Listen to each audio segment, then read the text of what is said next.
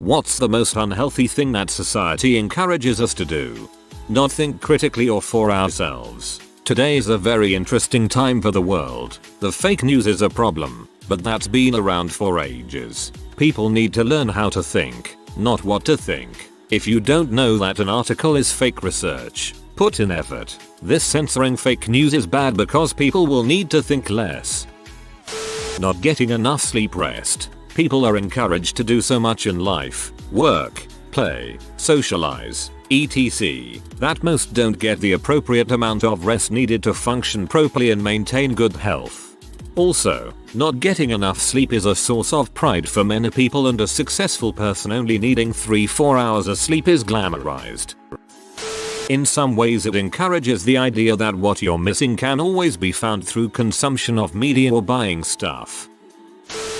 Paperwork. That working an 8-5 job is really necessary. It's not true for all jobs, but some jobs have huge amounts of downtime and the employees end up just trying to look busy for large parts of the day. An 8-hour workday, when studies have shown we're really only productive for about 6. We should have more time to actually live life. I spend an inordinate amount of time at the office considering all the stuff I could be doing at home. Then when you finally get home, there's only 1-3 hours that I can commit to housework, home improvement. It's incredibly frustrating because I have spare time, but that's time I have to look busy at work. As an Irishman, the most obvious answer to this is drinking. The social pressure to go on the gargle week in, week out is unbelievable. Work when they're sick. While many people do have sick days they can use, they're actively encouraged not to use them. Some even get fired for it, and many did go to work sick. Work in food service where it's technically illegal to work when sick, but if you dare try and follow that rule you'll be lucky if you have a job. The idea that you have to do something with your life. Not everyone needs to be a doctor or a lawyer. Working a blue-collar job and having hobbies is doing something. I understand striving for longevity in a job, but not everyone has to get a degree and end up in a white-collar career. Blue-collar jobs are necessary. My husband and I farm. We both have college degrees. I remember in high school when teachers would tell some kids that they were too smart to be farmers or mechanics or welders. We need to get past this. Eat food with lots of sugar. We don't really notice it, but most food is loaded with sugar even if it doesn't need to be, because sugar is cheap when compared to other natural products and flavorings. It also adds a lot of weight to the product, so the total weight stays the same while profit increases. Most companies don't care about this anyway, because people like sugary sweet stuff and will probably still buy it if they don't look closely at the sugar content and think carefully. Obviously this excessive consumption is unbeknownst to ourselves, so a lot of people end up obese or diabetic.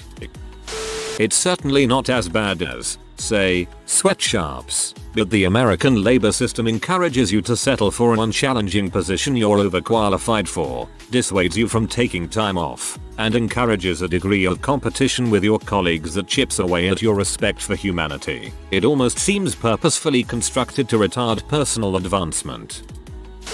Driving everywhere. The city I live in is not very pedestrian friendly and people drive everywhere, even down the block, because there are no sidewalks. Desk jobs. Sedentary lifestyle. Not directly, but we aim more and more towards sitting job, engineers etc. and it's impacting us in ways that we can't even think. Man, I have a physically demanding job and at this point I just want to sit down at a desk and punch in numbers all day. The thing is that I actually like going to the gym and everything. It's just that when I started this job I'm too physically worn out to go to the gym anymore. For men, bottle up our feelings. Men are known to be fearless and tough in the eyes of society, but we're just as fragile as anyone else deep within our hearts, which can drive us suicidal when it reaches critical points. Most support the current work culture. You know how you should be an utter toady to your management and accept whatever abusive policy they put out in the abject hopes you'll be promoted to a better place or even be manglement yourself. Mangled if you do, mangled if you don't. Debt. It is at the core for many problems that we face today. Debt causes stress, which has poor effects on health and decision making. It causes poverty, which in turn leads to poor health. Financial issues are the #1 cause of divorce. It causes people to take riskier positions in life, not just financially, but in other areas as well. It inhibits people from realizing their full potential. It causes depression. Encouraging students to take on debt for college and giving students easy access to it not only preys on students who are trying to do what they feel is right, but it also stimulates the increases in college tuition. By flooding the supply of funds with debt, colleges can charge more. Debt is realized into a national problem where everybody feels the effects. If people were encouraged to live the lifestyle that they can afford instead of never being satisfied, I feel like this world would be a much better place. Tolerate all opinions to the point where we don't critically appraise anything and give everything equal weight. According to a British politician, we've had enough of experts. Frick you spam-faced prick. This is what's wrong with the planet. Basically, indiscriminately respect beliefs and opinions. I indiscriminately respect your right to an opinion, but if your opinion is freaking stupid for all sorts of legitimate objective reasons, then you should be told it's freaking stupid, not coddled or protected from criticism. Ah yes, frick Michael Gove. Compare yourself to others, particularly your friends and neighbors or really anyone you might have on social media. Unrealistic standards for what you should do, what your life should be, what you should own. If rammed down your throat enough will make you mentally ill. There's no two ways about it. Sadly, it's great for the economy, so there's very little incentive for the shot callers to do anything about it. To live just to work. A vast majority of people hate their jobs but perpetuate this mentality because they think, well, I'm miserable, so everyone else should be too. Of course, this isn't to say that everyone should just stop working, but everything in moderation. There are very few jobs that actually require being there 24/7. It wouldn't really be that big of a deal if most of our society shut its work doors down at 4 PM and people tended to their home and personal lives the rest of the day. Think of a 6-hour work day. People would be so much less stressed out. 2-3-hour segments, with a break in between to go get groceries, lunch, etc. Be the bigger person. In reality, a lot of the time people need to be freaking told about themselves and the crappy thing they are doing. Parents tell their children to eat everything off their plates even when they had enough. This leads to kids developing habits that make them ignore the feeling of being full. Many take this habit to their deathbeds. As adults, they just keep overeating. One of many leading causes of obesity. Go to college. A lot of people aren't college material. They don't need to go, let alone get saddled with crippling debt. Even if they graduate, a lot of them get degrees that won't pay for themselves. Learning is good, but if that's what it's all about, there are libraries and free online courses. Quit sending clueless 18-year-olds to high school part 2 to get cement shoes while they have no idea what they're signing up for, or what they want to do. To me, it seems like much of society puts an emphasis and importance on getting married or starting a family either during college years or shortly afterwards, which I see as a bit of a ball and chain from being able to forward yourself in any career you may be looking at. For my age group, I'm 22. It'd have to be going out every chance you get, getting super drunk, and spending tons of money to do so. And if you don't want to, your friends don't seem interested in keeping your friendship. Guess who has no friends? Me. Be romantic in ways that are actually creepy and borderline repulsive. For instance, the movie trope of a guy basically forcing a kiss on a woman who has pretty much told him she can't stand him, or never shown the slightest bit of interest, but this somehow pays off and wins her over. Watching old movies is hilarious for this reason. AMC constantly has a movie on where the lead female finds the lead male repulsive, but in the end he grabs her and kisses her and they're in love. It's like the lesson they were teaching was, even women who hate you will eventually fall for you if you force yourself upon them. Just tough it out. You're not weak. You're a stronger person than this. About clinical depression or anxiety disorder. That's not how this works. That's not how any of this works. Having kids, without comprehending the extent of responsibilities involved. Yeah, let's just marry off these clueless men and women struggling with career anxiety, depression and existential crisis. When they have kids, they will know what true responsibilities are. What could go wrong?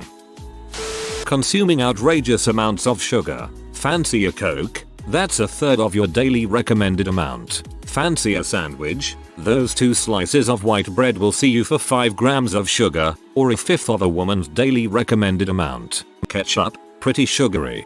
And soup, sugary. Baked beans, sugar. Orange juice, yep. It would honestly be easier to list off items that aren't overloaded with sugar than those that are. It's extremely hard to throw together a casual meal with basic things from a supermarket that you'd naturally assume are relatively healthy that aren't in fact more sugary than you'd expect them to be. Even tomato sauce isn't safe. In college, bad sleep habits. Everyone thinks it's cool to talk about how many all-nighters they pull studying or how little sleep they get. It's totally unnecessary. Pro tip: getting enough sleep helps you retain information better and you'll have to study less, meaning you'll have more time to sleep, meaning you'll have to study less, and so on. Teaching boys men to never cry. Crying is great and keeping it all inside can be detrimental to your mental and physical health. We're being trained in dissatisfaction. Almost everything in the media, from commercials to politics, is trying to convince us we just happen to have the exact problem they are selling the solution for. Ain't that a coincidence? It's almost as if we invented that problem specifically for you. Your teeth are brown, so get this toothpaste. Your neighbor cooks with more cardamom than you, Nana, so vote for me. Your Wi-Fi gives you cancer, so buy this chakra stone. You're too lazy to work out, so buy this sports drink full of electrolytes so you can at least feel as if you went to the gym. Meanwhile, actual problems, you know, the ones you can't solve by liking stuff on Facebook, go largely unaddressed, at least until we find some money to be made by fighting female genital mutilation, comforting the dying, or actually teaching children instead of coaching them to not fail standardized tests. Until then, it's much more important to give us phones and social media accounts to spoon feed us bespoke unfulfilled dreams. Don't forget to sign in to enable the buy now option, and all almost exclusively for money, as if dying rich is so freaking great. Find your one true love, TM. Get married. Have children. If you don't do these 3 things, you're all failure. Monogamy is not for everyone. Marriage isn't for everyone. Children aren't for everyone. And the worst part is there's a lot of pressure that if one step of the master plan isn't working, you need to push yourself to the next step because surely that will fix things. Your relationship isn't working? Get married. Your marriage is falling apart? Better have a kid. Growing up, adults are called childish for playing and having fun, and then they end up sitting on the couch watching TV for the rest of their lives. If every adult played for an hour a day, obesity would be much less of a problem. Stay in our bubble, watch the news TV, eat processed foods, smoke cigs, drink alcohol, overindulge in shopping, etc. Useless stuff basically. That for a certain amount of time you have to be held down and demeaned and talked down to because of some bureaucratic crappy organization. That young people just have to put up with it until they are older. No, you don't. Whoever you work for shouldn't push and pull you around just for the sake of it. It's not right. Respect the people that work for you. Coffee. You're not a real adult unless you have a crippling caffeine addiction that you spend $2 a day on and get physical side effects from if you try to break. If you are new to the channel, you can subscribe. I publish new videos every day. Until then, check another video.